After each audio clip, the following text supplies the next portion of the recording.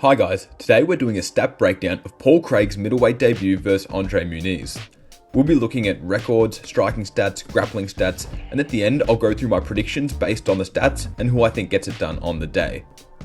Taking a quick look at UFC records, Craig is 8 wins and 6 losses in the UFC, which was all in the light heavyweight division, whereas Muniz is 7-1, including his Dana White Contender Series fights.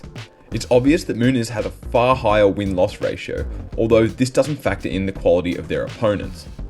Looking at their opponent win-loss ratio, Craig's opponents are 133-80 in the UFC, whereas Muniz's opponents are 52-38 in the UFC. It's clear that Craig has faced the better opponents, as shown by his opponent's win-loss ratio, since his last 4 fights were against top 10 fighters in the light heavyweight division. If we look at win methods, we can see both guys are submission specialists.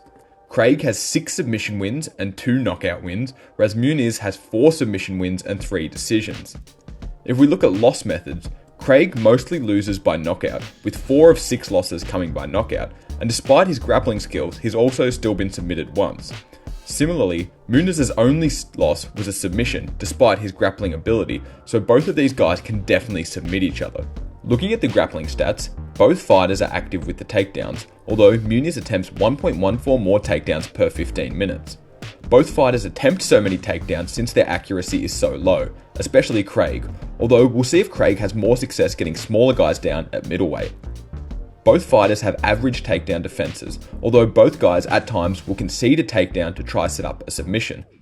And as we can see, both guys throw up around 2 submission attempts per fight, and often that's all they need. Both of these fighters have stacks of submissions, so let's look at them. Craig has a deadly triangle, landing 4 in the UFC, whilst also landing 1 rear naked choke and 1 armbar.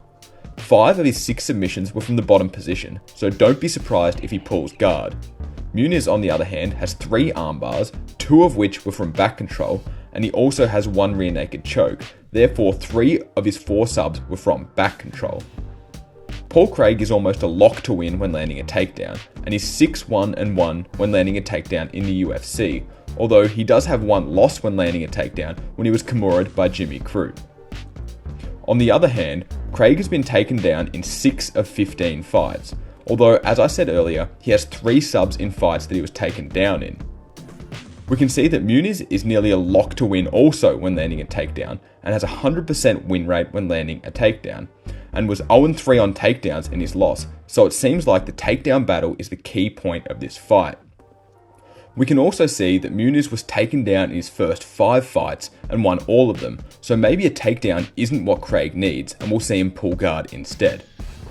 Craig has a great record when landing control time, and is 5-1 with more than 95 seconds of control time, although he has landed 3 submissions with no control time. Note that I counted his TKO vs Hill as a submission since he broke his arm. Craig also does not really care about being controlled, conceding 200 seconds of control time in 7 fights, with a 4-2-1 record in those fights. Muniz had a crazy 2 rounds of control versus Uriah Hall, and has landed 2 submissions without any control time. These guys are so similar on the ground with their stats, it's absolutely crazy.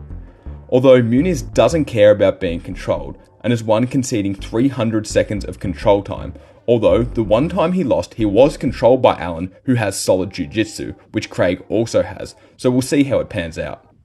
Onto striking stats, both fighters have a similar strike accuracy, with Muniz having a 3% edge. Muniz also has a better striking defense by 7%, which is a significant amount, although Craig does tend to absorb strikes when setting up submissions.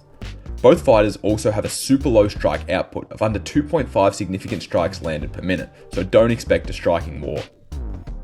Looking at the striking split for these fighters, Muniz goes to the head 67.5% of the time, which is 16.3% more than Craig. However, Craig goes to the body almost a third of the time and to the legs 18.4% of the time.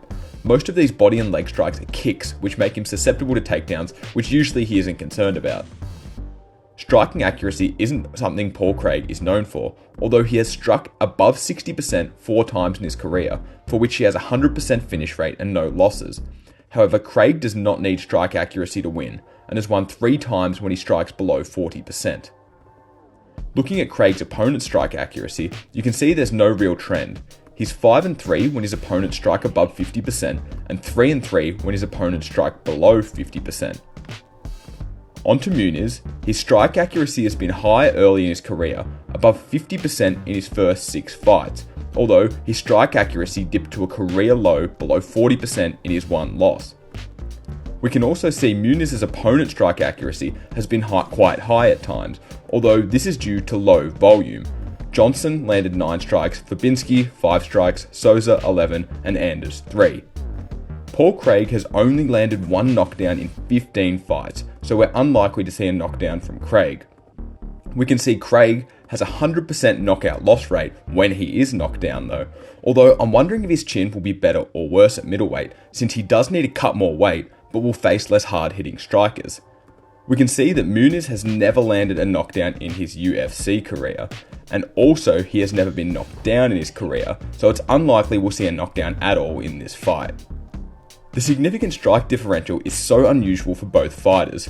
Craig has lost the strike battle in 8 of 15 fights, and only has 1 loss when winning the strike differential. However, if he loses the strike battle, he needs a submission to win. For Muniz, the strike differential has only been more than 15 strikes once in his career, and in 6 of his 8 fights it has been under 10 strikes. To summarise the key points of this fight, Craig only has 1 knockdown in 15 fights, and Muniz has 0 knockdowns in 8 fights, so we're unlikely to see a KO on the feet. Both fighters have exceptional records when landing a takedown. Craig is 6-1, and Muniz has a 100% win rate with a takedown. Whilst Craig does well when landing a takedown, 5 of 6 of his submissions were from the bottom position, and he has been known to pull guard in the light heavyweight division. On the other hand, Muniz has 3 of 4 submissions set up from back control, so if either of these guys can spend time in their preferred positions, it'll go a long way to winning. Therefore, my prediction for how each guy gets it done.